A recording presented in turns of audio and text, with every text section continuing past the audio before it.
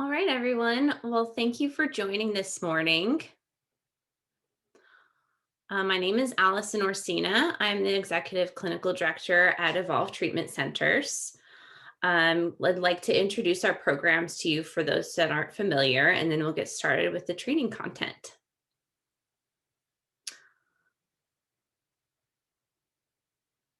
So at Evolve, we treat teens only, age 12 to 17, who struggle with mental health and or substance use issues and behavioral issues. We offer 3 levels of care for the teens we serve. Highest would be residential level of care. We also offer PHP and IOP levels of care. We're all about evidence-based treatment at Evolve, and so all of our programs incorporate a variety of different evidence-based treatments, including dialectical behavior therapy, cognitive behavioral therapy, uh, different forms of group therapy like seeking safety, relapse prevention, anger management, etc. We have an extensive family component to our treatment, which may include structural family therapy as well as integrating DBT interventions into family work.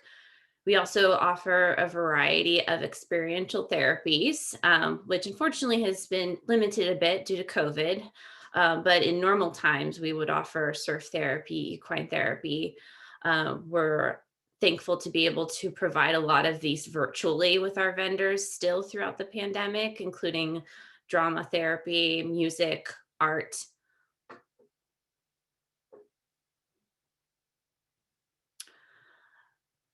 This training focuses on dialectical behavior therapy, so I definitely want to let you know what the DBT components look like in our programs. We have one of our programs in Tarzana, California, is a fully comprehensive DBT program, which means that we incorporate all of the aspects of DBT, including DBT and individual and family work, milieu-based skills coaching, DBT skills training, and a DBT consultation team for the clinicians. Our other residential programs and PHP IOP programs utilize a DBT informed approach that largely focuses on the skills training aspect of DBT. Those programs also incorporate CBT as well. So our residential model involves 24/7 supervision. Our program's length of stay is typically 30 to 60 days. 6 beds we provide to all genders. At the residential level of care, it's a pretty intensive therapeutic regimen that includes individual therapy 3 times weekly and family therapy twice weekly. Group therapy and psychoeducation happens 4 times daily. They meet with a psychiatrist 1 time weekly. There's on-site nursing 7 days a week, and the ability to provide closer one-to-one supervision when needed. Okay. We're happy to answer any other questions you might have about our RTC and PHP IOP programs. If you see at the bottom of your screen, there's a Q&A button. If you have any questions throughout the training, either about our programs or about the content of the presentation, feel free to enter your questions there. And my hope is to be able to get to all those questions at the end of the training. So without further ado, let's get started. So this training is on DBT skills training for adolescents. Now, DBT is a very thorough and sometimes feeling complex treatment model. And so what we're going to talk about is basic overview of DBT generally, and then more specifically about how you could incorporate some of the DBT skills training and tools into work you may be doing with teens. So keep in mind, this in no way is an overview of the entire treatment model. It will focus mostly on how to utilize DBT skills in the work you may be doing with clients. If you're interested in more comprehensive training on DBT, I highly recommend that you look towards behavioral text training programs online, as they're the gold standard of thorough training in DBT. But I'm happy as a DBT clinician and Evolve's executive clinical director to provide a little intro to what DBT will look like with teens.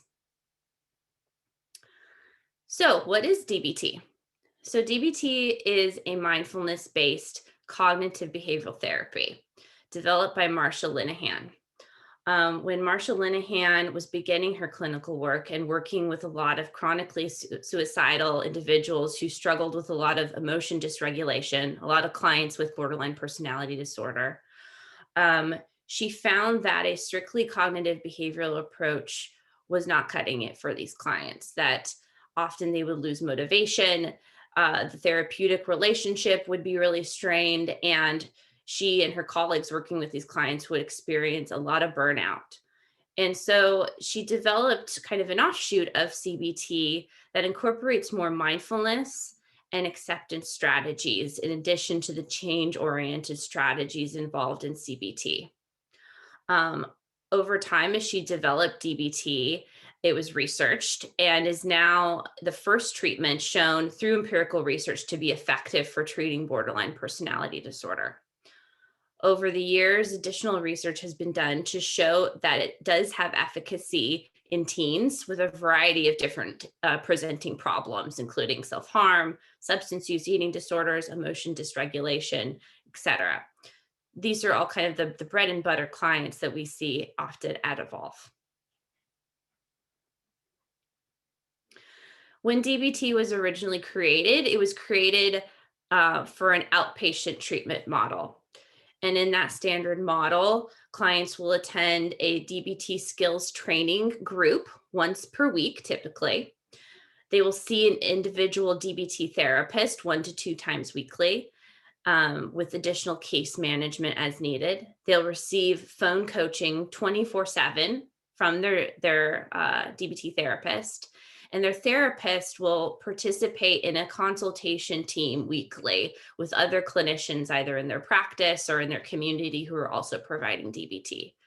This is an essential part of the comprehensive treatment model because in working with clients with these presenting problems, the potential for burnout and becoming demotivated is high.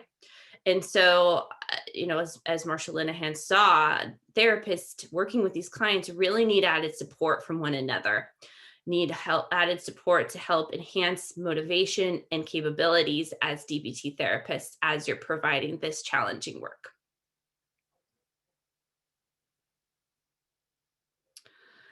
So there are four core treatment strategies in DBT and a couple of really key concepts that we're going to talk about. So when treating a client using the DBT model, you're using a combination of these four treatment strategies to help affect change. One is skills training.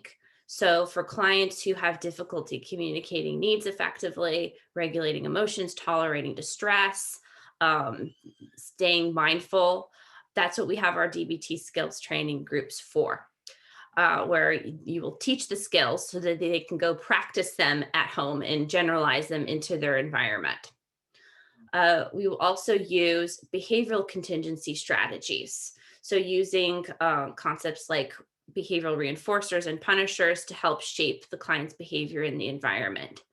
We utilize this frequently in the RTC setting at Evolve and work hard to teach families of our clients how to use behavioral contingency strategies at home to continue to reinforce change. We'll also use informal exposure techniques. So while the standard outpatient DBT model does not incorporate a formalized exposure protocol like prolonged exposure therapy, it can incorporate these protocols in later stages of treatment. When providing standard core DBT, we'll do more informal exposure. And we will utilize this often in our residential milieus. For example, for clients that experience intense social anxiety, we may provide them with formal exposure homework where they'll be tasked with asking staff members different questions like, what's your favorite color? What movie do you like? In order to expose them to social situations and decreasing anxiety using their skills training while they're doing so.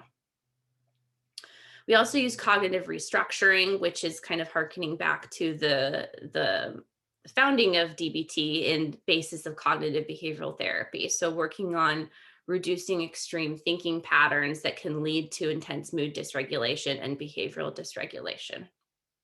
So when we're formulating a treatment plan and conceptualizing a case in DBT, we're going to look at what the deficits are in these 4 areas and how we can plan to target the presenting problems using these 4 strategies. DBT also is based in a couple of key concepts, which we're going to talk about in a bit more detail, starting with the biosocial theory and transactional model and the concept of dialectics. So when we're conceptualizing cases and implementing treatment in DBT, we're doing so with the biosocial theory in mind. So what this means is that we're operating under the assumption that individuals are born with certain biological temperaments and vulnerabilities that, in interacting with the environment, can either be nurtured or made more challenging. For example, uh, individuals with borderline personality disorder may be born with biological emotion vulnerability, high emotion sensitivity, meaning that they may experience the world more like an emotional burn victim, where if you can imagine having burns all over your body, navigating the world could be quite painful as you brush up against things or bump up against things or touch things. You may experience a lot of intense pain where someone with healed skin may not. This may be the experience of a person with biological emotion sensitivity. Some people have this even back to infancy. Parents who notice their infants are very sensitive to stimuli in the environment, maybe have a difficult time being soothed. These babies may grow up to have this emotion sensitivity where different things in the environment are much more stimulating and triggering to that person. They may experience emotional responses much more intensely than others. And it may take longer for them to return to baseline. And so, for individuals with this high sensitivity, it can be difficult for them to modulate emotions. And, if they have a supportive environment where they're taught to recognize and understand and validate their emotions and taught tools to cope, they may be able to formulate adaptive responses to this high sensitivity.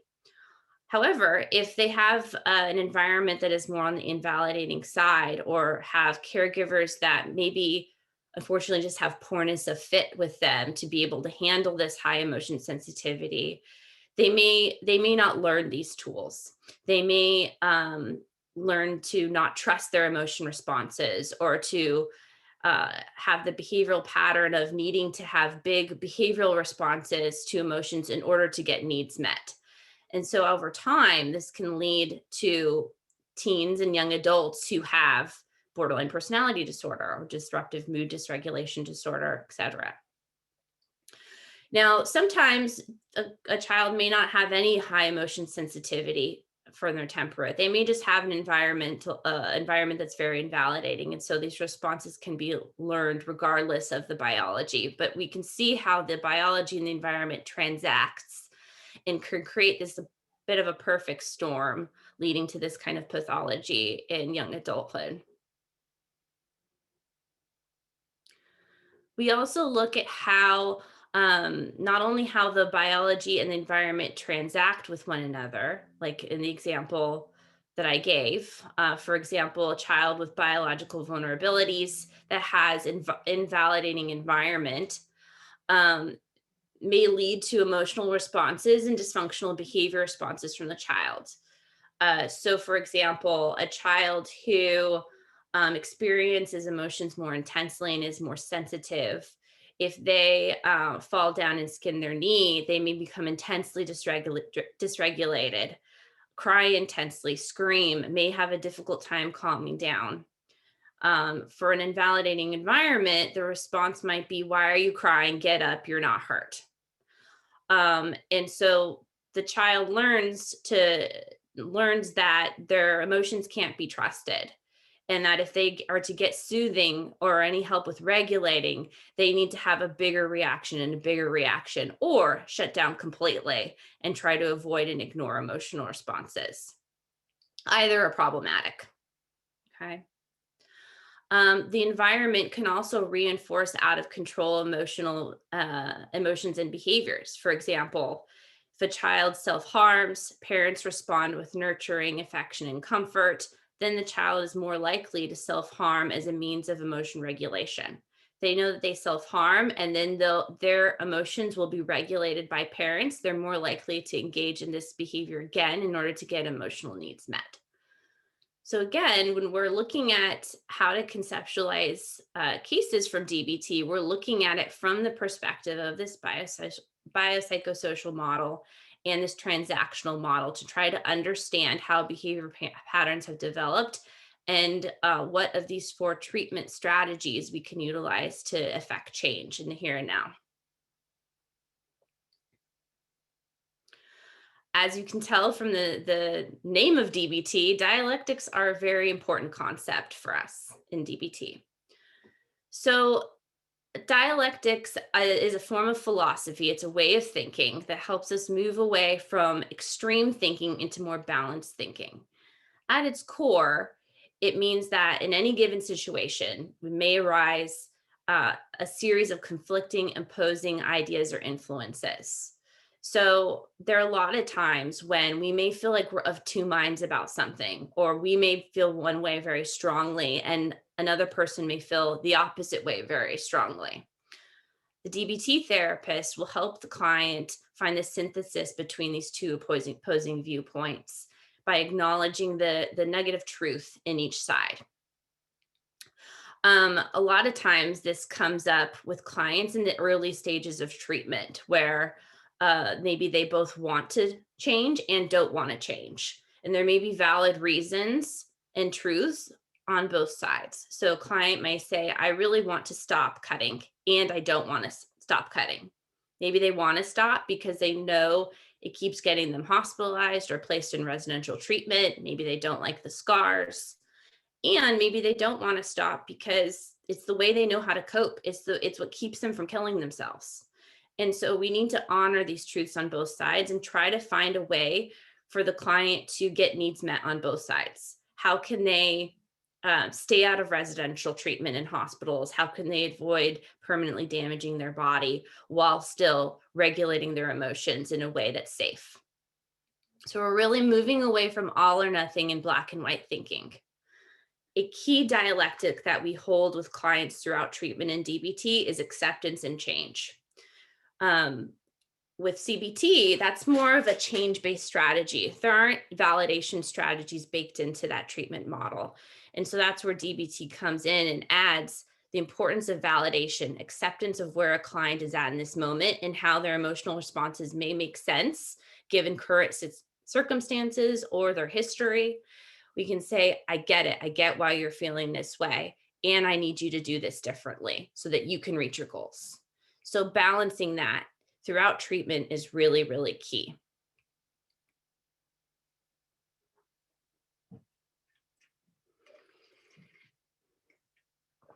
So we're going to focus specifically in this training on one of the core strategies in DBT, which is skills training. This is something that I think a lot of clinicians can kind of integrate here and there into their treatment as needed for clients without incorporating the full treatment model. Please know that if you do that, if you incorporate some DBT skills in your treatment of clients, that may be very effective for them. And there's more and more research that helps to support the efficacy of skills training alone, and know that um, that it's not considered true DBT to just provide the skills training, but that's okay. It may be what can work for some clients in some settings. I know that there's more research showing that skills training alone in school settings can be really effective in helping teens that don't need a fully comprehensive approach. So there's ways to adapt this into your practice that may be effective for your clients. So the general goal of skills training is to learn how to change your behaviors, emotions, and thoughts that are linked to problems in living and may cause misery and distress. So instead of doing this, do this instead. And it takes a 3-step approach. So first is skills acquisition, entering the DBT skills training groups and hearing the skills trainer teach a skill. So this is kind of like a classroom format. We'll give a lecture on a skill, describe its use, and maybe give some examples of ways to use it that may be effective. The next step is strengthening. DBT skills groups always incorporate homework so that after you've learned the skill, you can go out into your environment and practice it. This is a key step towards generalization. So generalization would mean that you're able to use the skill in multiple contexts of your environment. So not only can you use the skill when you're dysregulated at home, but also at school or when you're out with your friends. For our clients in our residential programs, we work largely with them on skills acquisition and strengthening pieces. They're asked to practice their skills in our treatment milieus. And then so that when they go home, they can work on generalizing it to their home environment with the support of an outpatient provider. In DBT, we talk a lot about target behaviors. And what we mean here is really any behavior that you want to decrease, whether it's, and this will be individualized per client, could be anything from self-injury to suicidal behaviors, verbal aggression, lying, substance use, anything that is getting in the way of the client reaching their goals that make life worth living. So for example, if a client has the goal of graduating high school and, because of their suicide attempts and self-injury and severe depression, they keep getting hospitalized. And whenever they're hospitalized, they miss out on chance to complete their schoolwork. They get behind in their studies. And so these target behaviors, suicide attempts, self-injury, are really getting in the way of them meeting their goals. So we really want to make that connection for the client at the start of treatment to help motivate them to stop these behaviors so that they can reach their goals in life. So at the start of treatment, it's helpful to identify with the client where the skills deficits and strengths are. So sometimes clients come in having deficits in all 4 modules of skills listed here, sometimes not. So we want to look at what they need to increase and what they need to decrease. For example, if a client has a lot of difficulty staying calm when told no, say whenever parents or teacher tells them no, they can't have or do something, they fly off the handle and become verbally aggressive. So that's something we want to help them to decrease. And in order to decrease this behavior, we need to have them increase their distress tolerance skills. So by design, skills training in standard outpatient DBT follows a specific pattern, starting with focus on core mindfulness skills. And the reason we do that is because really, mindfulness skills are required in order to be able to do any of the other skills effectively. If you're not able to be mindful and notice current emotions, notice urges, notice thoughts, then you may have a very difficult time implementing the other skills. So we start off with mindfulness, then proceed to interpersonal effectiveness skills, then go back and review mindfulness, then proceed to emotion regulation skills, then go back to mindfulness, then proceed to distress tolerance skills and go back to mindfulness. In standard outpatient DBT, this typically takes about 6 months to complete, and then the cycle is repeated again. So a run of standard outpatient DBT should last a year. Now, in our residential programs, because it's so intensive and we want to give kind of a crash course in as many skills as could be helpful at once, we actually teach skills from all 4 modules every week. And so clients should be going home from our programs with a robust toolbox of skills they can use in a variety of situations. Okay, so let's start with core mindfulness, what these skills look like.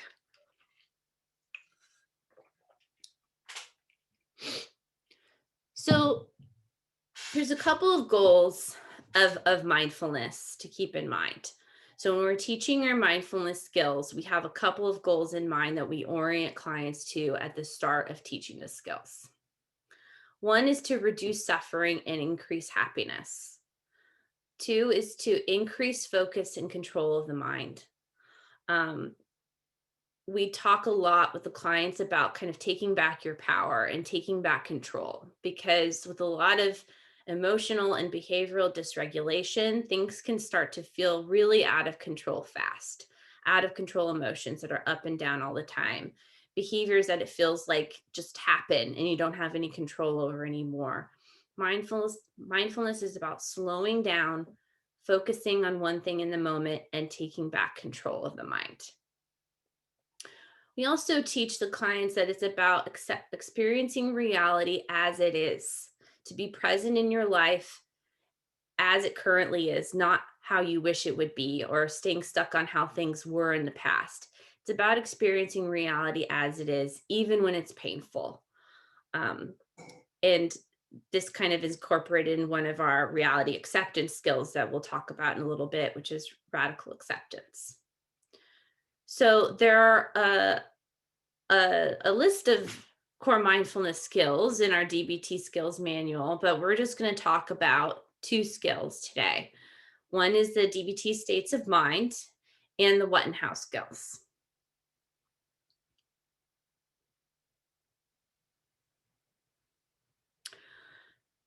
So in DBT, we consider everyone to kind of move between three different states of mind throughout our days.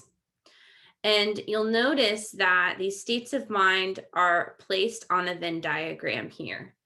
This is because, going back to our dialectical way of thinking, we like to look at things in terms of opposites and middle paths. So on one end of the spectrum, we have our reasonable mind. On the other side, we have our emotion mind. And the space where they overlap is our wise mind. That's the state of mind that we seek to find and kind of rest in as much as we can. And the reasonable mind and the emotion mind are kind of on the extreme, on the other ends of the wise mind. So on one end of the spectrum, we consider sometimes we're in more of a reasonable mind state. What this means is that our logic and our reason and facts are what driving our decisions. Emotions are not considered here at all. And in fact, they're really considered irrelevant or unimportant. And so if we're thinking about making decisions, we're really only staying cool-headed, rational, task-focused, pragmatic, and we're really not paying attention to how we feel at all. We're also really not paying attention to our values at all. So the things that are important to us in life, or what we consider to be right and wrong. It's really only a cold, hard pragmatism. And I know that, sometimes clients will say, well, what's wrong with this? Why wouldn't I want to follow reason and logic? Won't that lead me to good decisions? And, maybe sometimes it will. Sometimes pragmatism can be effective. And the problem is that whether we want to believe so or not, our emotions are there and they're important. Our values are also important. And if we ignore them completely when making decisions, we may end up acting in ways that can hurt relationships and keep us from our goals. For example, someone who's often in reasonable mind may come off as very cold or invalidating. They may not find their own emotions important, and so they may not find other people's emotions important either, which can be really hard to in terms of relationships. If you think of times where you've talked to people about how you feel, and all they want to do is try to fix it, find a pragmatic way to proceed, that person might be in reasonable mind, and it's frustrating. And if we're not considering what our values are, we may end up doing things that make sense on paper, but that really sacrifice our self-respect or keep us from our long-term goals. So while there may be pros to reasonable mind, there's definitely cons. And so we want to work on noticing when we're in that space. We also want to notice when we're on the other end of the spectrum, which is emotion mind. In emotion mind, um, logic and reason are not considered at all when making decisions. Every behavior, everything is driven by how you feel. So this is more hot-headed, mood dependent. It can be very impulsive in emotion mind. And if we think about what this would look like in person, it's like let me look like someone who's dysregulated, who who really can't stop to listen to reason, who may feel very strongly about something and is not really considering other points of view. Um, this is often where clients engage in target behaviors when they're in emotion mind. And so this can be a dangerous place to be. If emotions alone are driving decisions, we're definitely not paying attention to reason. We're definitely not paying attention to values either. And so again, we can end up doing things based on the way we feel right now, regardless of long-term consequences. So emotion mind is often where we act with our short-term interests at heart and not considering the long-term consequences. And so we really want clients to understand and recognize when emotion mind is present. The tricky thing with emotion mind is because you're so worked up and so intense in your feelings that it may be hard to admit or acknowledge you're in emotion mind when it's there. So we work a lot with clients on understanding some cues or some hints to show that emotion mind is present, whether it's like if you notice yourself having really extreme thinking, like, well, they always do this, it's never going to be this way, everything's always going to suck, that may be a clue that you're in emotion mind. If you notice your level of distress is really high, you may be in emotion mind. If you notice not wanting to listen to anyone, that may be emotion mind. So understanding when emotion mind shows up and recognizing it is key in preventing acting on urges for target behaviors.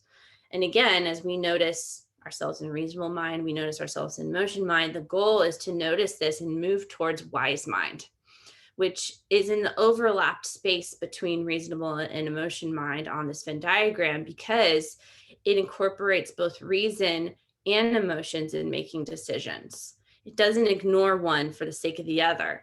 It says, look, it's important that I recognize how I feel and what the logic and the facts of the situation are. And I need to hold both of those when I'm making a decision about how to proceed.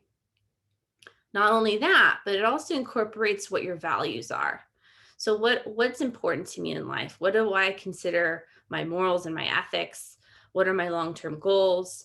And how is whatever decision I'm about to make either honor those things or act against it? We really want to teach clients what wise mind feels like for them. So a lot of clients will say, especially if they live in emotion mind most of the time, they'll say, I don't really think I have a wise mind. I don't think I've ever experienced that. And we'll say is, well, have you ever had an experience where you were thinking about doing something you knew you weren't supposed to do, and you had that thought just for a moment that says, I really shouldn't do this. This is probably a bad idea. That's probably your wise mind talking. And so it's about slowing down, using mindfulness to notice that, and choosing to follow wise mind instead of getting caught up in emotion mind. Wise mind is a little bit like having a deep well within you that you have to access by kind of dropping the bucket down on a little rope. And sometimes in order to get to the well of wisdom, you have to dig through a bunch of layers of cement and dirt and grass and whatever, and really get cut through all the crap, and it's down there. And we just have to teach clients about how to find it. And it really involves looking within to your each person's like innate internal wisdom. So it's really empowering for clients to know that they have this ability to be wise and act wisely. They just have to know how to access it. And so as we're helping clients navigate treatment, we may reflect to them, this sounds like emotion mind talking or reasonable mind talking, or even reinforce and praise when a client is accessing and acting on wise mind to help reinforce kind of acting within that space.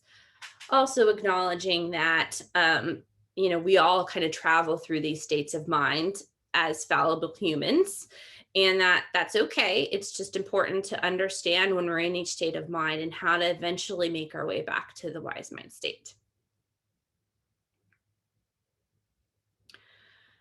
In teaching our mindfulness skills and kind of helping to break down what exactly we're doing when we're practicing mindfulness, we teach clients the what and how skills of mindfulness. So, what do we do when we practice mindfulness? We slow down and observe. So we notice things that are happening internally and externally around us. We just notice. Then we can add descriptions or labels to what we're experiencing using non-judgmental terms. And we can fully throw ourselves into the moment and participate in whatever it is that we're doing. So this would look like kind of getting in the zone and participating without worry, thinking about the future or the past, just being totally present in the here and now. And when we say, how do we do this? So while we're observing, describing, and participating, we're making sure to be one mindful. And what that means is to really focus only on one thing at a time in the moment. Now, can be challenging because I think we're taught in our society has kind of taught us to really prioritize multitasking, which may be required in certain situations and professions, and that's fine. And when we're multitasking, we're not really doing any one thing fully effectively or mindfully. So instead, slowing down, just focusing on one thing at a time. And as we're observing and describing and participating in our environment, to do so non-judgmentally. What we find is that having a lot of judgments, negative judgments, can really impact our mood. So if we're observing our environment and describing it by saying, this sucks, this is awful, I don't want to do this anymore, then that can really increase negative mood and impact how we interact with our environment. On the other hand, if we just switch to describing everything with positive judgments, that may not serve us long-term either. Positive judgments are equally fragile. Just as quickly as something can be good, it can the next day be bad. So instead of using any positive or negative judgment, we really want to encourage ourselves to just suspend judgment altogether. So instead of this is good or bad, it is what it is. And this can really be freeing for a lot of clients in terms of like letting go of kind of getting stuck and waiting around in intense judgments that can really impact behavior, mood, relationships. So this is a key part of mindfulness that we really help to enforce. And I know in our residential programs, we really try to embody this with our staff as well, to practice a non-judgmental stance and model this for clients, and really help them to notice and let go of judgments and reframe non-judgmentally when possible. And lastly, when we're being mindful, we're acting effectively. We're doing what works for the situation in the moment. When we talk about suspending judgment in DBT, we also mean letting go of value-based descriptions of behavior. So we're never going to talk about a behavior being bad or good. We're going to say, is this behavior effective or ineffective? And if it's effective, it means that it's helping you reach your goals. If it's ineffective, it means it's getting in the way of the goals in some way. So, for example, if a client has a goal of graduating high school and they are repeatedly ditching class, not turning in assignments, not studying for exams, this would be ineffective for their goal of graduating. We're not going to say it's bad behavior. That implies judgment that's just not helpful. So what is effective for your goals and what is not? And so in a situation where, maybe client is having conflict with their family in family session, we're going to encourage them to do what works towards getting to their goal. So if the goal is to have a better relationship with their family, then doing what works probably doesn't involve trying to be right. It involves solving the problem or communicating more effectively. So we're always going to orient them back to what's effective here. What What can you do that will work to get you towards your goal? And so again, these concepts of mindfulness, what and how we do mindfulness, um, are kind of embedded in everything we do in DBT, and have really embodied by our staff at Evolve in modeling mindfulness effectively to our clients. And so, as you can see, as we talk about some of our other skills, how important it will be to really observe, describe, and participate non judgmentally, one mindfully and effectively as you're navigating all these other skills. So, keep that in mind as we proceed.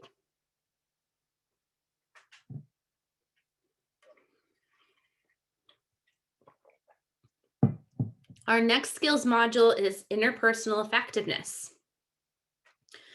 The skills in this module have 3 goals. 1 is to ask for what you want effectively. 2 is to build and maintain relationships. And 3 is to maintain self-respect. And so there's a specific skill linked to each of those goals. Now, when we introduce this module to clients, we have them think about how they may prioritize these 3 goals based on the situation.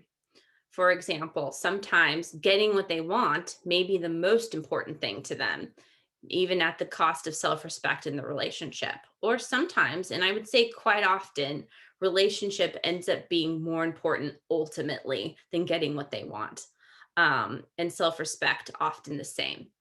But we want clients to consider how these 3 things can be prioritized differently based on the scenario. For example, if the relationship with their parents is important and they really want a new car, they may prioritize using the give skill over the dear man skill. If, for example, at the end of the day, they want the relationship with their parents to be cool more than they want a car. The scenario might be different if their goal is to go to McDonald's and get a cheeseburger. At McDonald's, they don't have a relationship with the person at the counter. They're getting that cheeseburger may be most important. So they may not lean into their give skill as much. However, their self-respect may be also important. So if they're getting their cheeseburger, but only because they yelled at the employee, then that may not be worth it to them. So we really want them to think about which of these skills to use when and how strongly. So starting with getting what you want, asking for what you want, or saying no skillfully. This skill is dear man, and it's very important for a lot of our clients because a lot of our clients have been using a lot of ineffective means of asking for what they want. Looking like making demands, making threats, like you give me this or I'm going to self-harm. It could mean asking aggressively, or asking so often that their parents are totally burnt out with the request. And so instead, we really want them to slow down, again, use mindfulness skills to stop and use these steps to ask for what they want. So we usually have them write out a script as they're practicing Dear Man for the first time so that they can really make sure they hit all the steps in the skill, and then even can read off the script when presenting it to their parents or whoever they're presenting a Dear Man to. And as they get more comfortable with the skill, this will kind of flow and they'll be able to kind of Dear Man people on the fly. But we're always wanting them to stop and describe the situation first to set the stage for the request. So as you know, mom and dad, I've had my driver's license for a year now, and I've been working really hard to earn your trust and be responsible. And I've been saving up money to pay for gas and for car insurance. So setting the stage. Next is to express, to say how this request will make you feel or how the situation makes you feel. So in this example, mom and dad, like, it's really important to me for me to be independent, for me to be self-reliant, to be able to drive myself to treatment or to see friends. And that really makes me feel good to be able to do that on my own, to have some freedom. Next is to clearly ask or assert for what you want. Say, so mom and dad, I would like to ask for you to get me this used car that I found. Um, and you want to have the request be very clear as possible. Next, you're going to reinforce. So, um, explain again why it's important for your request to be made, and even like what are you going to get out of it, and what are parents going to get out of it. So, if you were to get me this car, like it would make me feel really self-reliant, and I would feel really good about myself. Also, I know it may be helpful to you if you didn't have to drive me to PHP every day anymore, or have to drop me off at friends' houses. I know that would take a lot of burden off you to not have to do that. While you're presenting this, you're going to be mindful. So be mindful um, of if the other person tries to derail your request or makes attacks. You're going to want to appear confident. So hold your shoulders back, lift your head up, make eye contact, and you're going to want to be prepared to negotiate. So if the other person isn't thrilled about giving your request to you, how can you negotiate this? Say, well, I understand that if you're not willing to buy me a car now, that maybe I can demonstrate certain behaviors so that you can trust me to get one in 3 months. Or if you can get me a car, I'll promise to make all the insurance payments or pay for all my gas. You got to be willing to give a little to get a little here. Um, if the relationship is building and maintaining a relationship is important, we're going to have clients lean into their give skill. Now, this is something we try to model a lot with our clients at Evolve and really enforce their use of in our milieu, both with staff and with each other as peers. So we want to make sure to be gentle, not using a harsh tone, not using biting sarcasm, act interested in what the other person has to say. As we all know, it can feel not very good if the person we're talking to doesn't respond to us or isn't giving eye contact or is kind of looking down at their phone or the TV. We want to validate what the other person's saying to show that what they're saying makes sense and that we're interested in it, and that what they're feeling is valid. Also want to maintain an easy manner. So not be stiff or tense. We want to appear relaxed with them so that they'll feel more relaxed around us. If self-respect is what we want to maintain, we need to use our FAST skill. So this is a skill that we really encourage clients to use with one another, in particular amongst peers, because there's a lot of peer pressure happening or navigating issues around consent and romantic relationships and sexual relationships that this skill can come in handy with. So first of all, you want to be fair to yourself and others, not have unreasonable expectations for yourself or others. You want to either not apologize when you don't need to or not over apologize. You want to stick to your values. So making sure that, if being loyal or following your word or being respectful are all things that you really value, to make sure you're doing that, and to be truthful to yourself and to others. So you can imagine that there are situations where you probably have to use dear man give fast altogether. And of course you may lean into one more than the other based on what you're prioritizing in that given moment, but you may have to use all three. Also keep in mind that you can use dear man to say no to an unwanted request. So using these steps to say no, perhaps if client has a peer who's always asking to borrow money and never pays them back. So use these steps in order to say, no, I'm not going to give you any more money. So these skills can be really effective for clients who really struggle with communication and really struggle with maintaining relationships, because as you can tell, asking for what you want ineffectively can get in the way of a relationship. Not being gentle or interested or validating can get in the way of a relationship.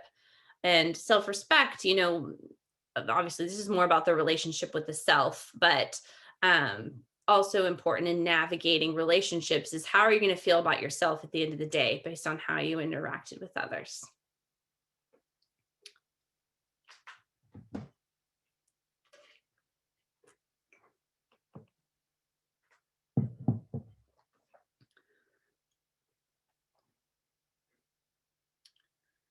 Next are our emotion regulation skills.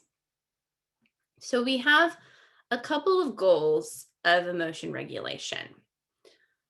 First and foremost, we want our clients to understand their emotions. So understand why emotions are important, why they're there, um, understand how to identify them, and notice that they're there. So again, requires a lot of mindfulness.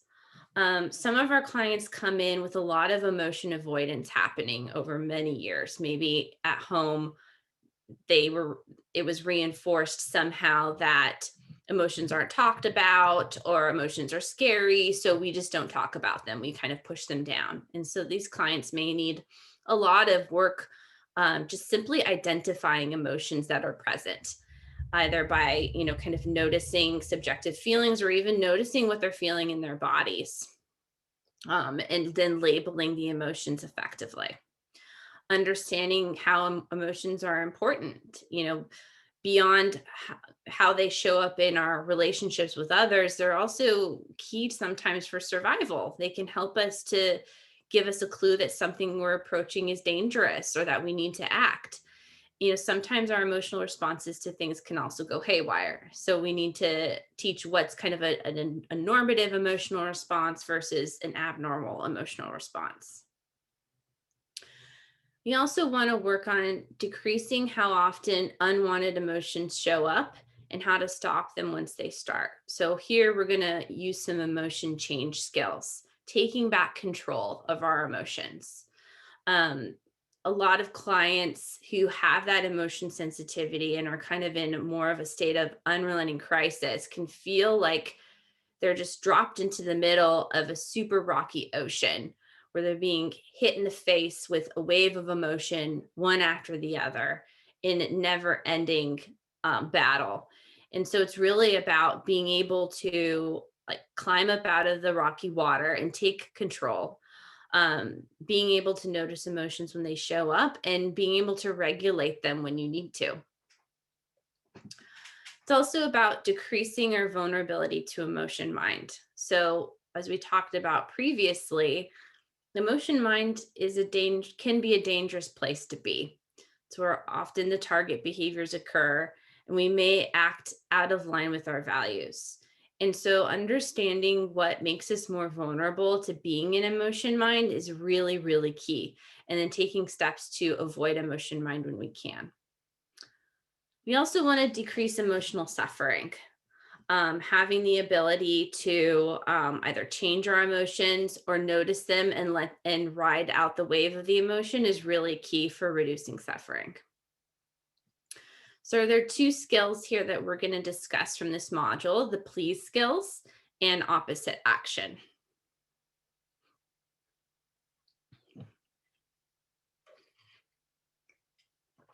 Have some pictures from our comprehensive DBT program on the left here. So the please skills are about reducing our vulnerability to emotion mind by focusing on how we take care of our bodies impacts how we feel and the state of our mind. So, as I'm sure we've all experienced before, we can know how much our emotions and our ability to stay effective is impacted by how our bodies feel. And so knowing that, we really want to target taking care of our bodies more effectively to try to reduce how often we're drifting into emotion mind. So we're starting there with treating physical illness. You can think about a time when you had a raging headache or had a really bad cold and still tried to go to work or go to school and try to get through all your tasks effectively. It's really hard. And then if you can imagine encountering stressors along the way while we're having a pounding headache or having a cough or just feeling miserable, it's so much harder to act effectively. And so here we want to remind clients how important it is to take care of yourself when you're sick. So this can look like, when you have a cold, getting rest or taking medicine that's appropriate, taking medicine or resting when you have a headache. Can also look like making sure to talk to your doctor and see your doctor for preventative visits, getting your physical once a year, checking in on routine issues to make sure that you're really taking care of your body fully. I think this is something that teenagers don't often understand the importance of yet, and we can work on setting this trend for them to take care of their bodies, to take care of their minds. We can start that early with them. We also want to help them take really seriously the importance of balanced eating. When we talk about balanced eating here, it's not at all about nutrition for weight loss or anything surrounding that. It's not about that at all. It's about how what you eat, how much you eat, or how little you eat impacts how you feel. So we talk to them about how you notice how you feel if you haven't eaten lunch or didn't eat breakfast that morning. Have you ever been really hangry to where you feel so hungry, you just are so irritable? That's you being vulnerable to emotion mind. So you want to think about the importance of eating 3 balanced meals a day, snacks if you're getting hungry in between them, and making sure that you're kind of following basic balanced nutrition guidelines where you're having a protein, carb, and vegetable or fruits to make sure that you're really fueling your body in a way that prepares you for success. I want also clients to recognize how what exactly they eat can impact their mood. So we'll say, think about the time you ate a cheeseburger and a ton of French fries, and then some onion rings and a milkshake on top of that. How did you feel afterwards? Okay, well, maybe you felt a little sluggish. Maybe your tummy hurt a little bit. Think about if you're feeling that way, how skilled you would feel to deal with a stressful situation or to take an exam, a difficult exam that afternoon. Really notice how what you put into your body can impact how you feel, and making other choices that are more balanced for you instead. Wanting to help clients realize how much caffeine and sugar can impact their mood, or eating things that can give them a jolt of energy and then later a crash in energy. Wanting to encourage them to avoid drinking excessive caffeine. I know that's common with energy drinks and things like that with our clients, and really emphasizing how maybe short term they would benefit, and then later in the day they'll pay for it and maybe feel kind of miserable and make it harder to stay out of emotion mind. So we encourage clients and families to practice all of these skills at home. But for balanced eating in particular, this could look like, clients and their parents making balanced meals together, making sure to sit down and have dinner together every night, making sure to all have breakfast together every morning, maybe doing grocery shopping together or planning meals together. It can be a bonding experience in addition to having the whole family try to practice balanced eating. We also want to encourage avoidance of mood altering substances. Obviously, if our clients identify as having an addiction to a substance, we encourage full abstinence from that substance. And of course, abstinence from substances that are not legal for our clients to take. But in general, we really want to drive home how difficult it is to stay in wise mind if you're drunk or high, or if you're hungover or recovering from using drugs. It's really hard to do. And so if our goal is to stay in wise mind and make wise mind choices and avoid target behaviors, that may be difficult to do while under the influence. So for this reason alone, in addition to the others I just stated, we want to avoid mood altering substances. Also want to encourage clients to maintain balanced sleep. So, helping them understand the importance of good sleep hygiene, meaning having a routine sleep schedule where you go to bed every night around the same time and wake up around the same time each morning, having a wind down routine to help you get ready for sleep and help your brain to realize that this is the time I need to wind down and get ready for rest. Having a bedroom situation that promotes good sleep. So having it be dark and the temperature that's comfortable for you, and making sure you're not engaging in activities right before bedtime that can make sleep difficult, like having a lot of screen time or a lot of caffeine. A lot of our clients come in with really disorganized sleep patterns, either sleeping excessively during the day due to depression, or staying up all night from insomnia and anxiety. So we really try to get them back on track. We have a very regimented sleep schedule at our residential programs. And so helping them to get back on track through that, and making plans to continue that at home. And lastly, the importance of exercise. So, getting regular exercise can definitely be a help to the mood. There's a lot of research that indicates that can really help in reducing depressed mood, amongst other things. And so, having this be a regular part of life is a good way to help avoid emotion mind generally. So, at our residential programs, we do incorporate exercise multiple times a week, whether it's time in our home gyms, or doing yoga, or currently virtual fitness instruction, and as all different ways to show them how they can become behaviorally active and increase and improve mood through exercise. So again, all of these skills here, all of these are tips for avoiding emotion mind by taking care of the body.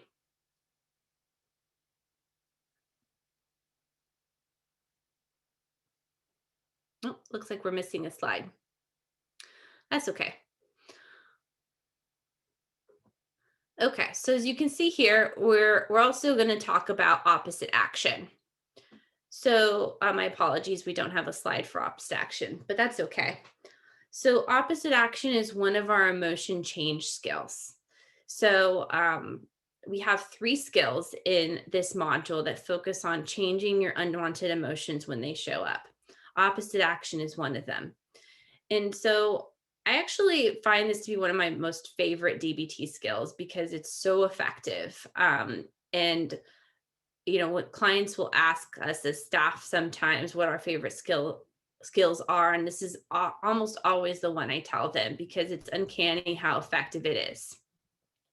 The basic concept is that with all of the different emotions we may experience, we may have different action urges. Now, some of those action urges may be effective and may make sense. For example, if we're sad, we may have the urge to cry, or we may have the urge to talk to other people about what we're feeling.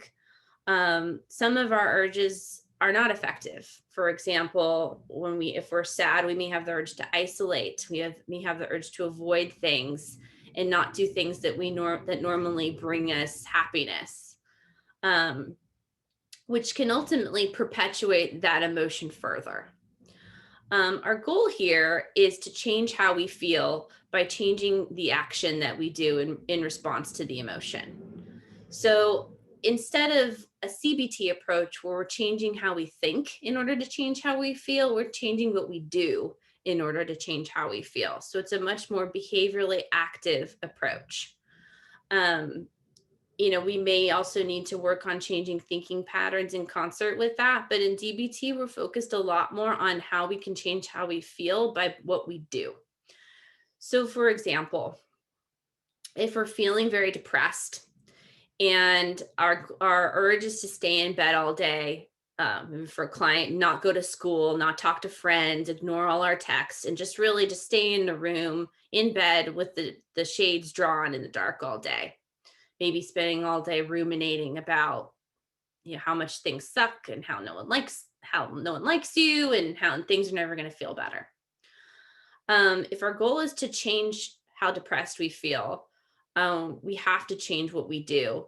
And so instead of staying in bed, we have to get up and do something active. This could look like, instead of staying in bed all day and ignoring friends, it could maybe, COVID willing, it could look like texting friends and saying, let's go hang out. Now, what's important with the opposite action in order for it to work is that we have to do it all the way, mind, body, and spirit. And so if we're going to use opposite action to change sadness by going out to hang out with friends, we have to be fully present and use our mindfulness skills with those friends. If while we're hanging out, um, all we're thinking about is, how I'm going to go home later and I'm going to feel miserable again, or I have so much schoolwork to do and I'm never going to get it all done, or worry about what friends think about me, then the skill isn't going to work. I have to be fully present, fully participating, using my mindfulness skills and letting go of worries in order for this to be effective. Typically, if we get ourselves active and engaged in something, we will end up feeling less sad and hopefully replacing with other emotions like maybe some joy or some relief, some relaxation. Now, this can work with other emotions as well. One a good example is with anger. If we're feeling very angry, maybe say a peer is feeling, one of our clients is feeling very angry with one of their peers in the milieu. And they don't want to feel angry anymore, and their action urges are ineffective. Say they have the urge to yell at their peer. To practice opposite action, instead of confronting aggressively, they would have to gently avoid that peer. Now, this can be difficult to do in a milieu setting. Obviously, they're in the house together. They can't really escape that peer fully, but it may look like, not starting conversations with that peer, maybe choosing to sit next to other peers instead, and choosing to kind of direct their attention elsewhere. And that's why it's called gently avoiding. We're not going to have the client totally ice their peer out. If their peer says hello to them, they'll say hello back, but they're not going to go out of their way to engage with them. What we know about anger is the more we remove ourselves from what's prompting anger, the easier it is to reduce anger. And so that's the goal here, is we're decreasing anger by gently avoiding. And then when we do approach that peer, to approach with kindness. This is really difficult and it's really, really effective. What I tell the clients sometimes when I was working directly with clients in our residential settings is that, you know, you may not realize this, but sometimes as staff, we come in and are pretty frustrated with you guys based on, maybe you're engaging in a lot of behaviors, or you're not participating in skills coaching, or whatever it might be. We may be frustrated with you, and if I notice I'm frustrated with clients at the start of my day, I'm going to make a point to use opposite action to frustration or anger by approaching you and being kind. I know that if I find ways to validate you, if I make sure to approach you with an easy manner and with gentleness instead of harshness, that I'm going to soften towards you and I'm not going to feel as frustrated with you. It works every time. And, clients may hear this and think, what, you guys get frustrated with us? And I'm like, of course, we're humans, right? And know that like we use these skills too, and that they work really, really well. One of the really important uses of opposite action with our clients is to guilt and shame. Oftentimes, when people experience guilt and shame, the urge is to avoid or to blame and to not take responsibility. And that usually perpetuates the guilt and shame. And so we really try to model to our clients in DBT the importance of owning up to what you've done if you've done something that is against your values, and to make repairs for that, to apologize just to whoever you may have wronged, and to make plans to use skills so that it doesn't happen again. So we really enforce this a lot in our programs as a way to practice opposite action to guilt and shame. So if the goal is to change how you feel when experiencing a difficult emotion, this skill opposite action can be really key. And I can't emphasize enough the importance of doing it all the way. So going full in with your mindfulness participate skills with whatever you're doing.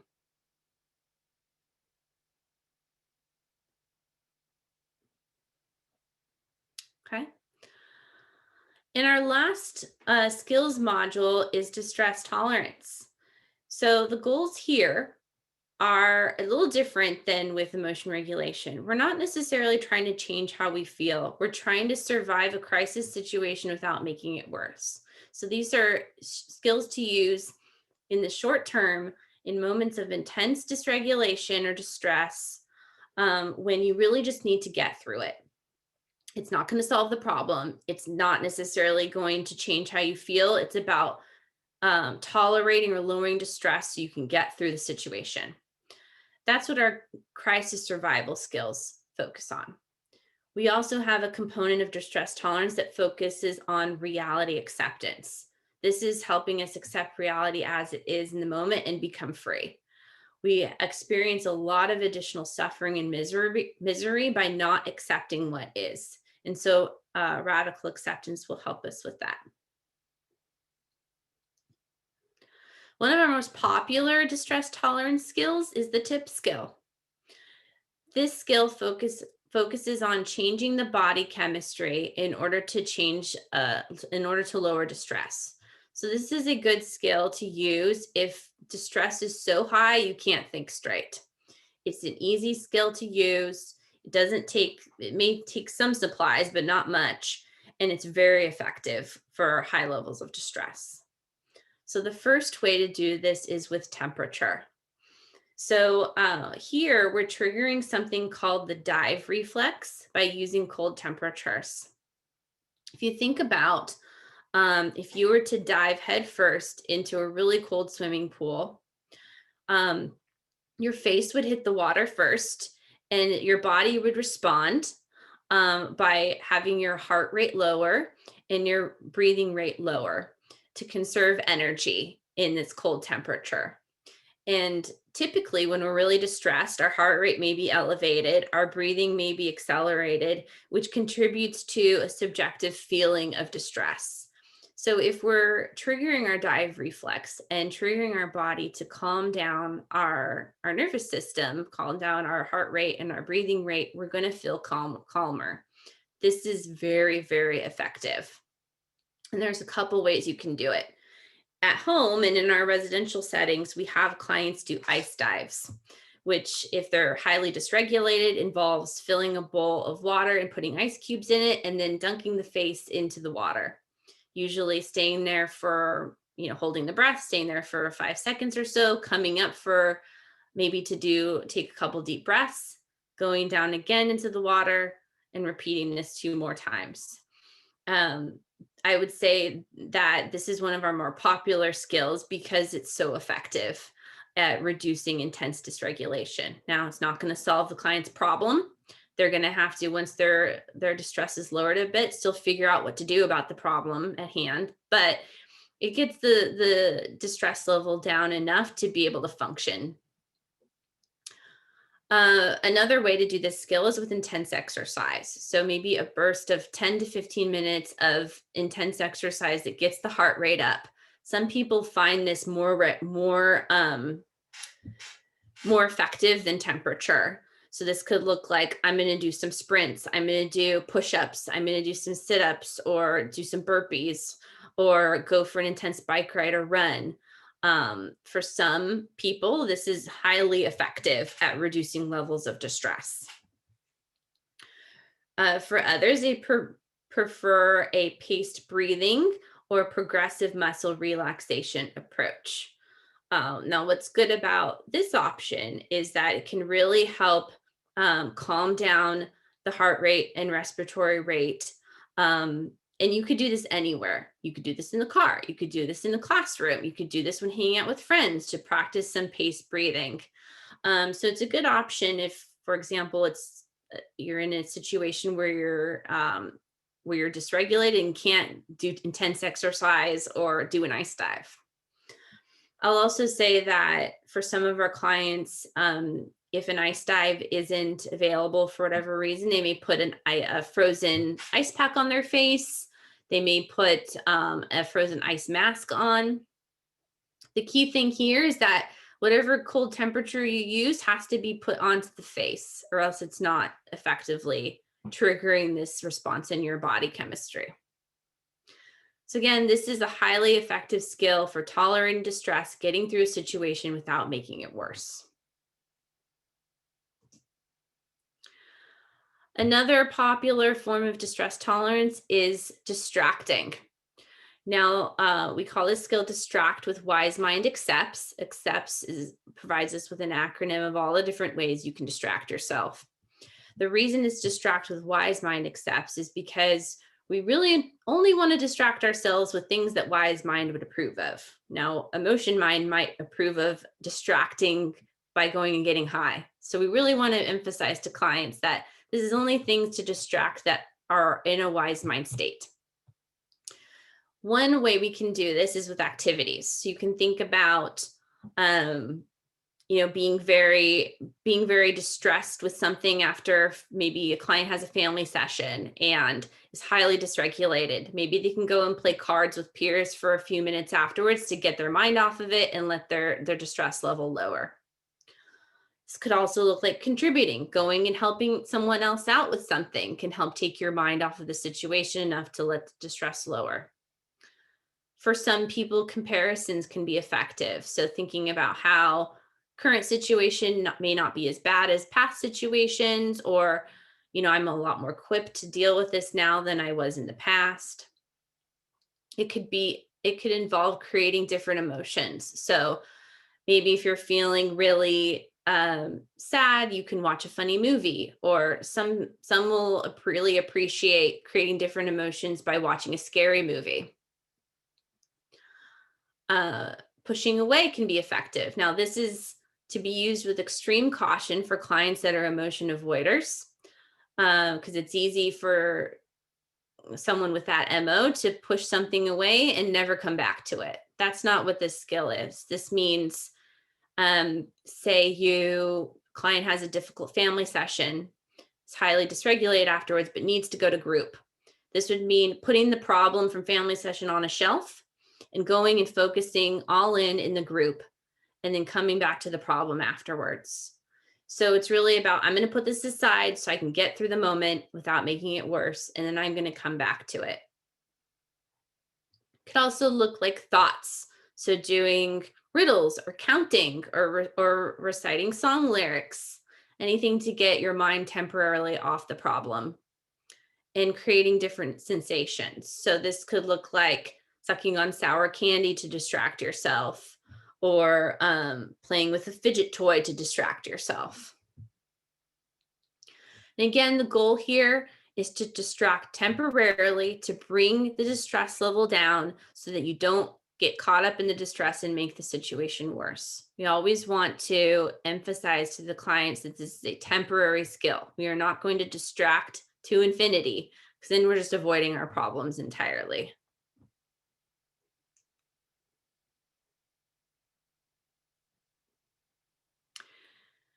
And moving towards our reality acceptance skills, we have radical acceptance.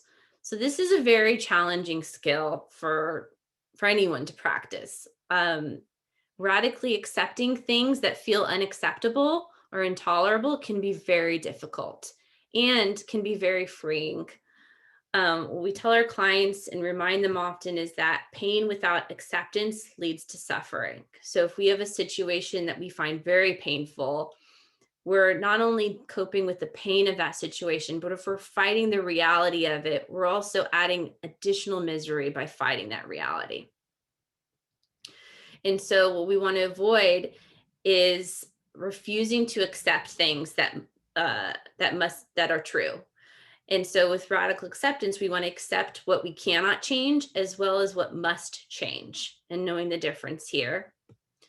It doesn't mean we have to like the situation. In fact, you may despise the situation in the current circumstances, and know that that accepting that it is what it is will help free us from suffering and struggle. It means it is what it is instead of this can't be. No, this is unacceptable. This cannot be tolerated. A lot of clients struggle with acceptance that they're in treatment with us at first. And so sometimes they may spend the first week or two of treatment not radically accepting that they're there. This could look like, no, I don't need to be here. This is not for me. My parents are going to come pick me up tomorrow. I can't do this. And we work slowly on helping them turn towards acceptance by saying, this is what's happening. I know you don't like it, and it is what's happening.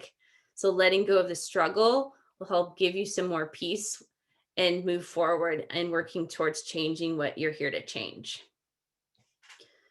This can be difficult to maintain for something that's highly intolerable to a client or is very painful. We may have to turn back to acceptance again and again.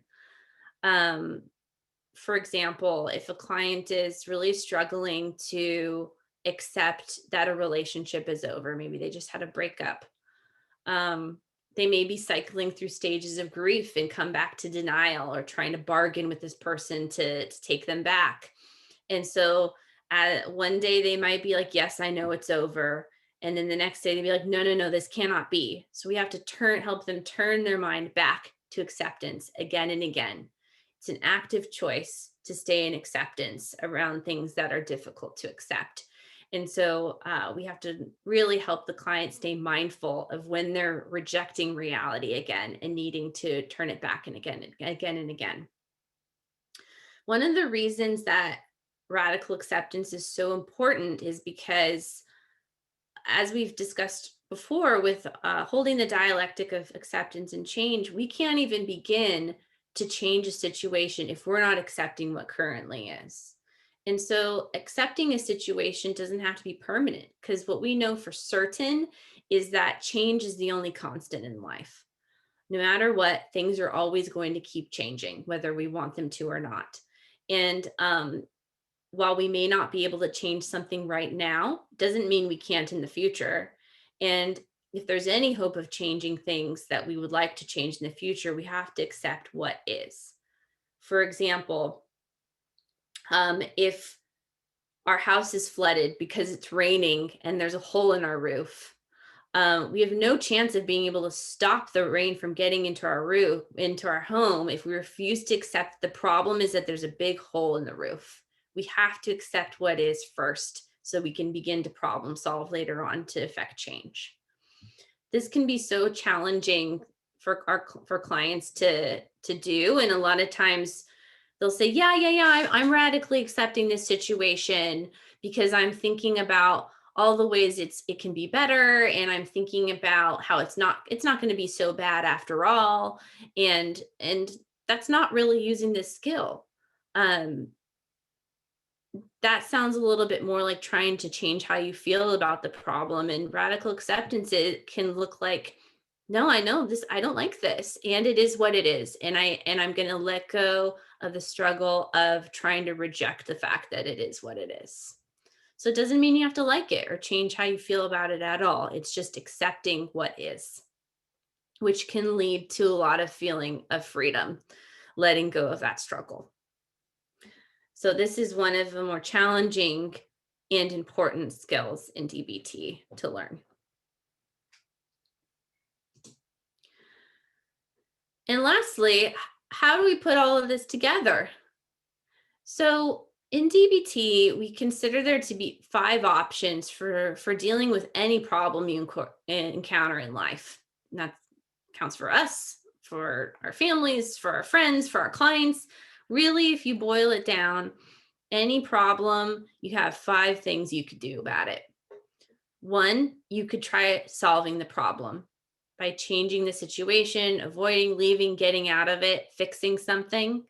So, with this problem I mentioned of having rainwater flooding your home, one option you have is to solve the problem. You can patch up the hole in the roof to make the rain stop coming in. That's one thing you can do. We actually consider problem solving to be an emotion regulation skill because it's very effective at changing how you feel. If you are miserable at a problem and then fix the problem, you're probably going to not feel miserable anymore. Another option is to change how you feel about it using your emotion regulation skills, like opposite action, which we talked about. We also have a skill called check the facts that can help you change how you feel. Now, if your goal is to not have a flooded home, I don't know how much this is going to help you in that situation I just mentioned. But in certain situations, changing how you feel might be really effective. For example, say you get to the airport and find out that your flight is delayed for 3 hours, and you're feeling really frustrated and angry about that, and maybe a little bit stressed about making your connecting flight. You could use opposite action here. For example, if you're feeling very anxious about it, or feeling worried, you could think about all the way, you could use check the facts to think about all the ways in which it's going to be okay. I can use this time to do some work. I can use this time to catch up on my podcast. It's not going to be so bad. And that could help you feel less anxious in the moment. Sometimes it's hard. This is hard to do given the situation, but sometimes it may be what works. Another option is to accept and tolerate the problem using your crisis survival skills. Say you're on your flight, you finally get on your flight and there's a lot of turbulence and you're feeling very anxious about it. It may be helpful for you to do some paced breathing or to distract by doing a crossword puzzle or reading a book to take your mind off of the turbulence and feel less distressed. For a client who is in treatment when they don't want to be, accepting reality may be the best way to deal with that problem. And then, of course, there are some other ways of managing a problem that we would not recommend and that are lacking skillfulness. One is to stay miserable. So refuse to use skills, refuse to do what works, refuse to change what needs to be changed, basically to stay willful. And so in our residential settings, this could look like a client who's really upset after a family session, but just wants to sit and pout, doesn't want to use a skill, just kind of wants to sit and stew and ruminate about how angry they are at their parents. So what we might say to them is, it sounds like you're staying miserable. I'd like to help you to, proceed skillfully. Let me know when you're ready and I can help you use a skill. Another option that we've all chosen before is making things worse. So this could look for a client like engaging in a target behavior. So perhaps feeling angry after a family session, leaving session, and then punching a wall. This would be an example of making things worse. So we really want to, of course, discourage options 4 and 5 and encourage clients to choose from options 1 through 3 in deciding how to proceed, and reminding them that they have skills from DBT that can help them with each option, whether it's problem solving, changing how you feel, or accepting and tolerating. So often if our clients are coming to us for support, we may orient them to the 5 options in helping them to decide how to proceed. So, okay, let's think about the 5 options. What would you like to do here? If they choose options 4 or 5, we'll probably say, okay, well, I can't help you with that. I may want to weigh pros and cons of taking that route. Let me know when you would like to choose a skillful option and I can help you with that. Okay. Looks like we're actually wrapping up with all of the slides a little bit early, but that's okay. We can take some time for questions. Let me see here.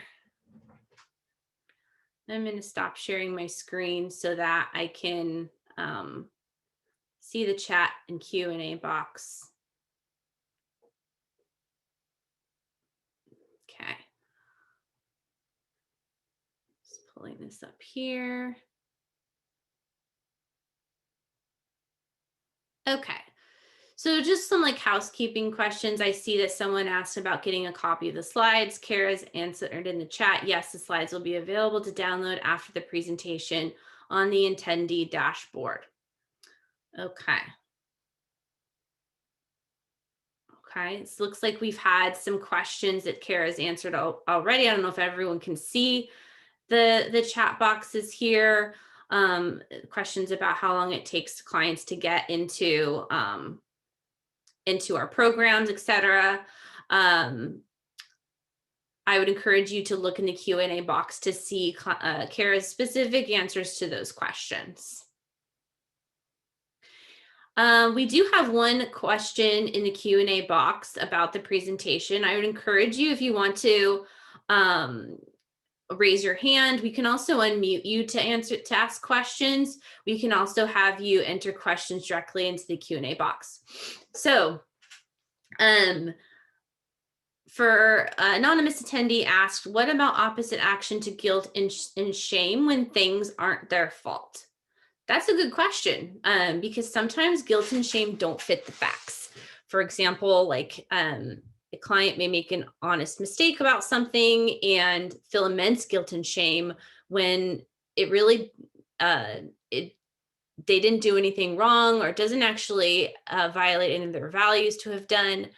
And so there's a specific way to do opposite action to shame and guilt in that scenario, and it would involve you know I guess standing tall, standing proud, not apologizing when you don't need to. And it would involve not shying away or avoiding the people that you feel ashamed around. It would involve kind of looking the person in the eye and not apologizing if you don't need to. In the DBT Skills Manual, there's specific for adolescents and for adults, there's specific guidance on specific things to do when guilt and shame don't fit the facts and how to use opposite action here.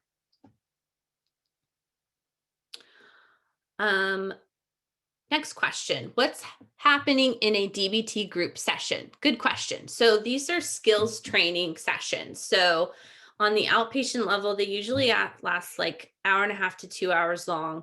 They always start with a mindfulness practice. Again, to reinforce the importance of mindfulness skills in DBT and to kind of get everyone grounded in the here and now for the group. After the mindfulness practice, you'll usually move on to reviewing the previous week's homework. And so that's usually a worksheet where they have to complete the worksheet after practicing the skill in their lives. And so homework review is really important because it helps to reinforce effective use of the skill and helps to kind of troubleshoot any problems that clients encountered with using the skill.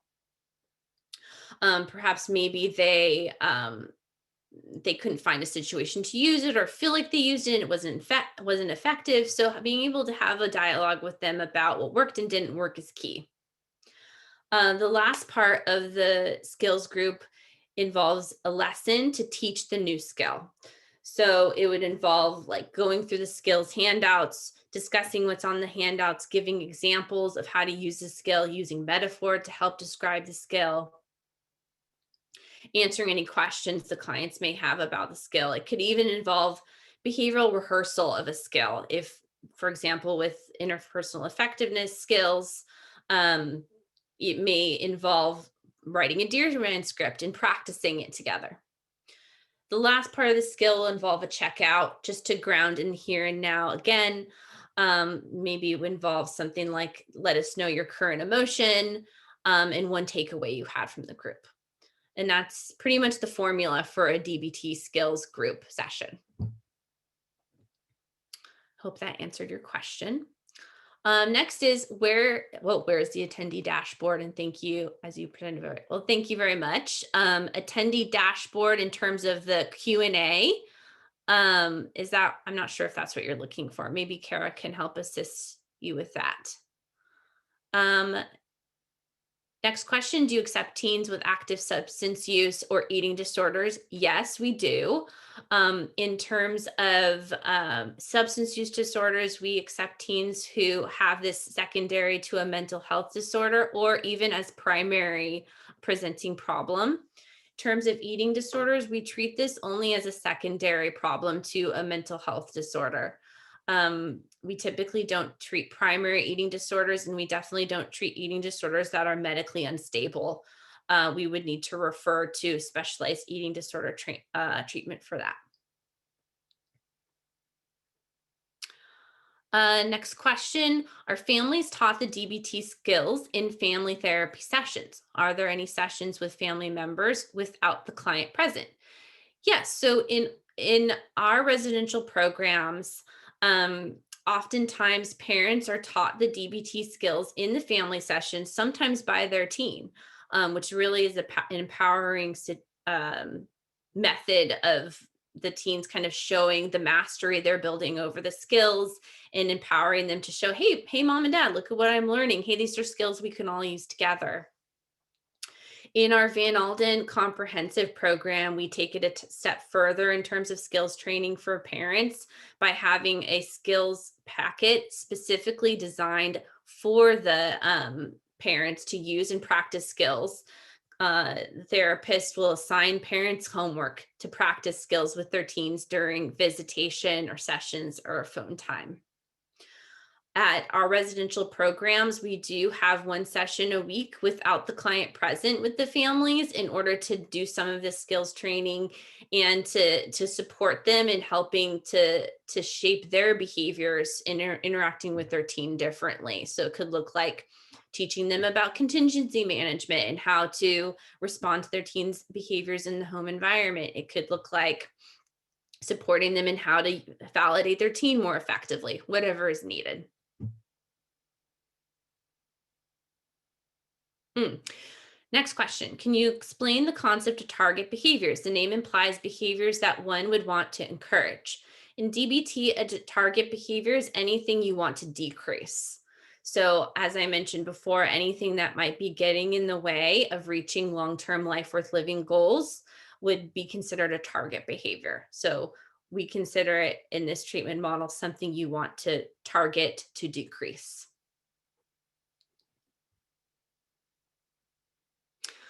Um, Next question. Can you share a bit about how families are included in treatment and what skills are most useful in your experience? So I think I just touched on that a little bit in terms of how families are included. In addition to the family sessions, they also have opportunities for nightly phone time with their teens in our programs, and currently due to COVID, virtual visitation. Though we're hopeful um, that we can have in-person visitation in a way that's COVID safe sometime this year. I hope so, fingers crossed. That way they can kind of practice skills they're all learning, and particularly around communication, validation, etc. I think some of the most important skills for families to learn, for caregivers to learn, are the DBT states of mind, which we discussed, and validation. I think that validation is so key in terms of um, relationship maintenance and building, and in helping teens stay motivated to do the work that they need to do. If we find that if teens are really unmotivated for change, we often need to take a step back and notice, are we practicing enough acceptance and validation skills to keep them motivated and bought in? I would say those are some of the most important skills for the families to learn and implement. Uh, Next question. How do you work with teens and young adults who are so depressed and hardly able to talk and disconnected from their memories and own emotions? Yeah, treatment resistant depression can be really challenging. And, DBT can be helpful with that. I would say that, our clinicians in our residential programs are really skilled at building rapport with clients and gaining connection with them. I think this is always the first step in terms of motivating them to talk about what's going on. And if they're really that disconnected, we're starting a lot with mindfulness of current emotions. So really working on being able to label and identify feelings when they're present, understanding how emotions work. And with the kids that are severely depressed, I think, in addition to working with our psychiatry team on appropriate medication management when appropriate, it's also really key to get them engaged in behavioral activation. So, using some of those opposite action skills that we talked about, so engaging in activities, getting their bodies moving, is really, really key to help break down some of that depression. When using accepts, can you give an example of emotions and thoughts? Yes. So for creating different emotions, um, this could look like engaging in an activity that'll create an emotion that's different than what they're currently experiencing.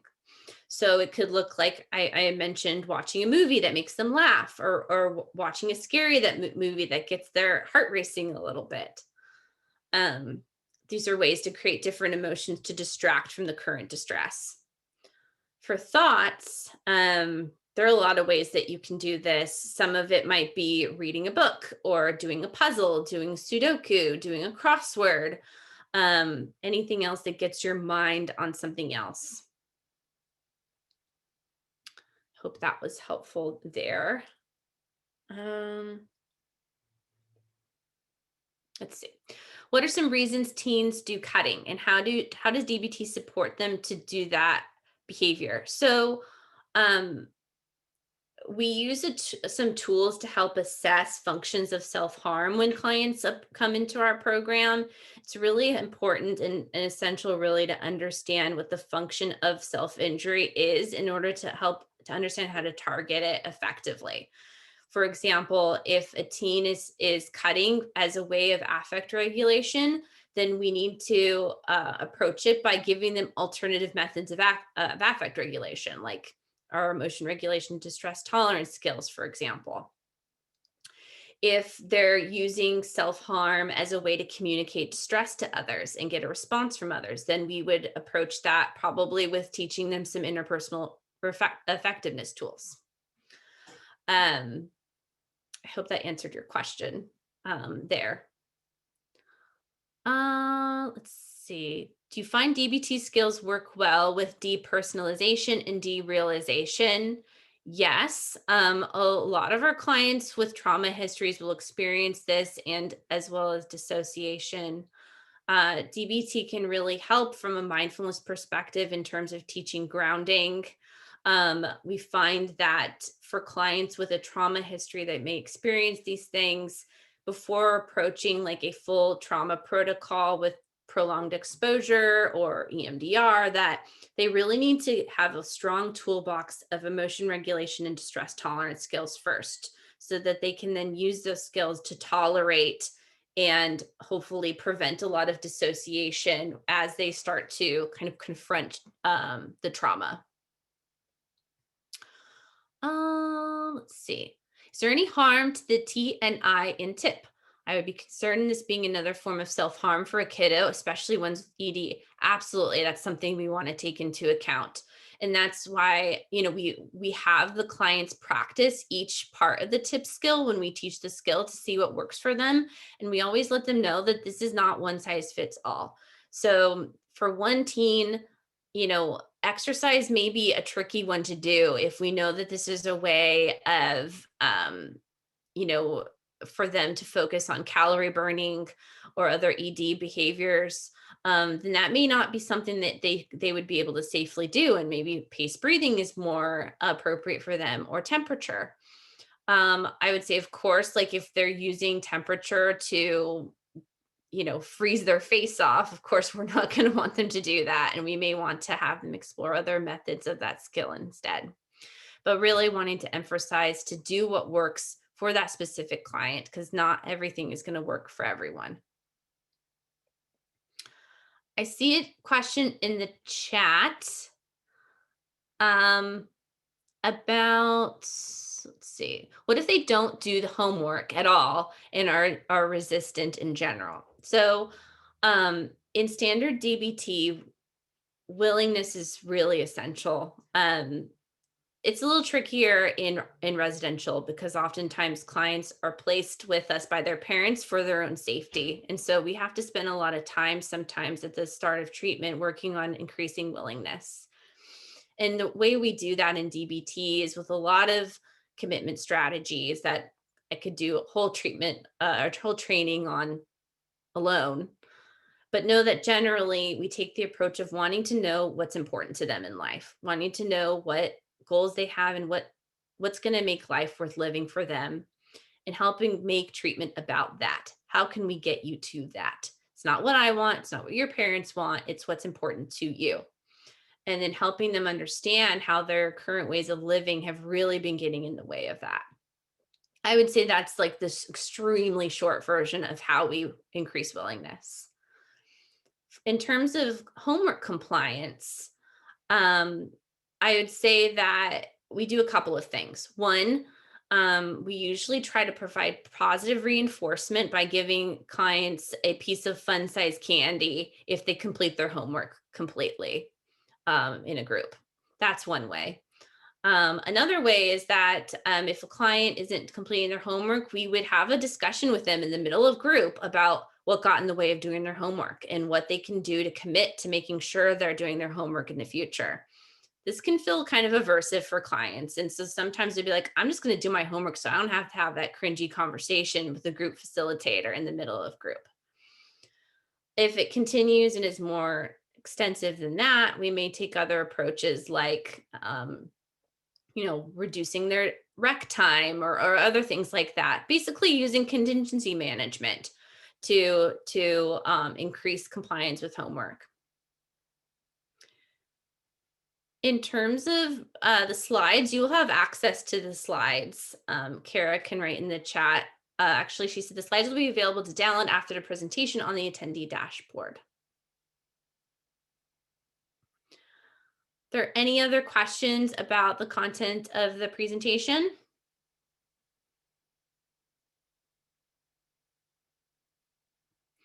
Hey, you mentioned a 6-month cycle outpatient protocol. Do most clients' families follow through with that type of extensive outpatient commitment? Yeah, I can't speak specifically to that because we're not running a standard outpatient protocol at Evolve. But I would say that, the goal is, of course, to maintain compliance through the whole protocol. And that's what the importance of the initial part of what we call pre-treatment in DBT is to really establish commitment and let them know what's expected of them and why, and really get that commitment up front. And if commitment wavers throughout treatment, then using other behavioral strategies to increase commitment again.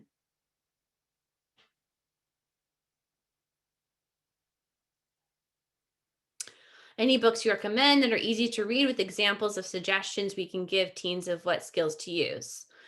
I mean, I would encourage using the DBT Skills Manual for Adolescents by Miller and Rathis. I think that includes a lot of teen-friendly descriptions of the skills and how to use them.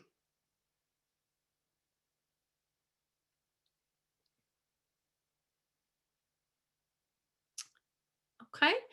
And there's no other questions. I'll also kind of close by saying that, name of book again, please. It's just the DBT Skills Training Manual for Adolescents by Miller and Rathis. They're rock stars in the DBT adolescent world. Oh, for additional DBT skills training, for additional training on DBT, I would encourage you to look at the gold standard, which is behavioral tech. That's Marsha Linehan's Training Institute on all things DBT. She also offers trainings on DBT through PsychWire. So if you want to go on a deeper dive of all things DBT, I highly recommend going those routes. Through Evolve, we are continuing to offer more CEU events this year to be announced. And we are also having monthly parent webinars that are open to current and past Evolve families, as well as other families in the community.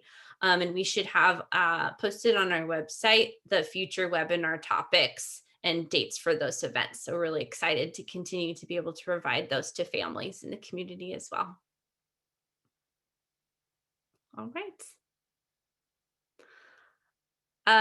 Do you accept interns from MSW or MFT master's programs? Yes, we do. We have a lot of therapists in training on our teams. It's probably a good way to learn about presenting problems in teens and about residential treatment. So yeah, we do work with interns frequently.